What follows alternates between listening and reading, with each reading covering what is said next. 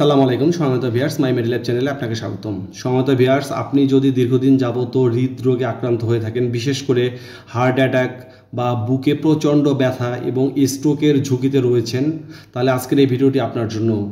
দয়া করে পুরো ভিডিওটি দেখুন, স্কিপ না করে।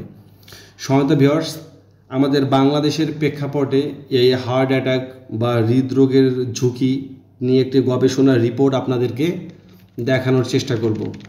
আমাদের দেশে প্রতি বছর হার্ট অ্যাটাকে কতজন মানুষ আসলে আক্রান্ত হয়, এই সংখ্যাটি দেখলে আপনার খুব অবাক লাগবে।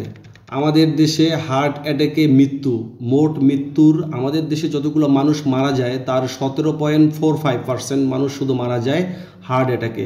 আর এই সংখ্যাটি আমাদের পুরো, যদি আপনি বছরের কথা চিন্তা করেন, তাহলে হচ্ছে 1,75,000 মানুষ আমাদের দেশে শুধুমাত্র হার্ট অ্যাটাকে মৃত্যুবরণ করে। আর স্ট্রোকের ক্ষেত্রে তথ্যটি আরও ভয়াবহ।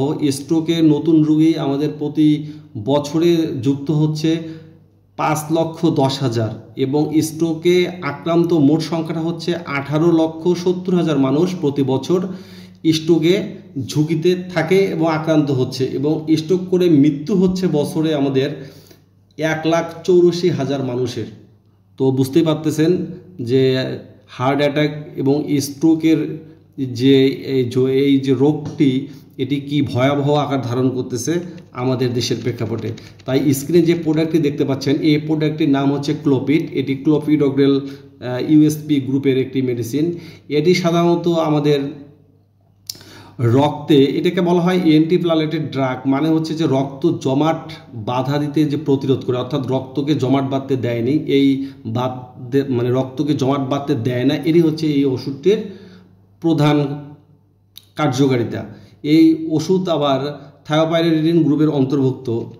এখন কথা হচ্ছে যে আসলে ডক্টররা কোন কোন সমস্যায় এই ক্লোপিডটিকে আমাদেরকে খাওয়ার জন্য সাজেশন দিয়ে থাকে।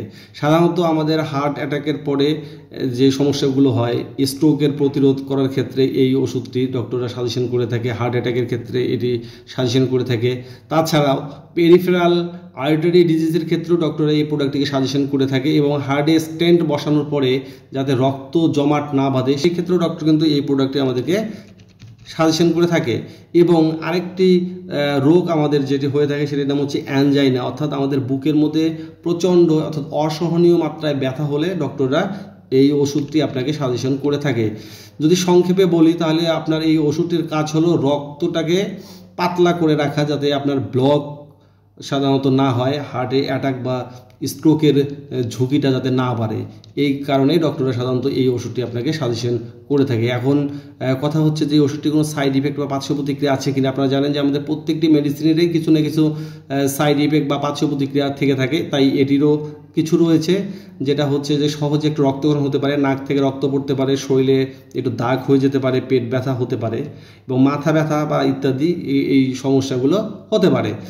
ক্লোপিড আপনাকে অবশ্যই, এই ওষুধটি খাওয়ার আগে আপনাকে অবশ্যই একজন ডক্টরের পরামর্শ নিয়েই খেতে হবে। তবে সেটি অবশ্যই কার্ডিওলজিস্টের পরামর্শ নিয়েই আপনারা এই ওষুধটি অনেকেই খান বা অনেককেই খেতে হবে। তবে একটা জিনিস মনে রাখতে হবে যে ওষুধ কখনোই আপনারা আমাদের পরামর্শে বা আমাদের ভিডিও দেখে খাবেন না। আপনি ডক্টরদের পরামর্শ নিয়েই আপনাকে এই ওষুধগুলো সেবন করতে হবে। তাই আপনাদের যদি আমাদের এই যে হেলথ বিষয়ক ভিডিওগুলি যদি আপনার ভালো লেগে থাকে বা আপনার কোনো উপকারে আসে থাকে, তাহলে অবশ্যই মাই মেডিলাইফ চ্যানেলটিকে লাইক, কমেন্ট, শেয়ার এবং সাবস্ক্রাইব করে আমাদের পাশে থাকুন।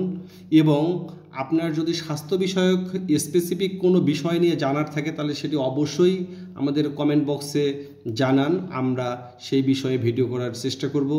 ধন্যবাদ আপনাদেরকে, ভালো থাকুন এবং মাই মেডিলাইফ চ্যানেলের সাথে থাকুন, এবং আমাদের পরবর্তী আরও ভালো ভিডিও নিয়ে আমরা যাতে আসতে পারি, তো আমাদের জন্য দোয়া রাখবেন। ধন্যবাদ আপনাদেরকে মাই মেডিলাইফ চ্যানেলের সাথে থাকার জন্য।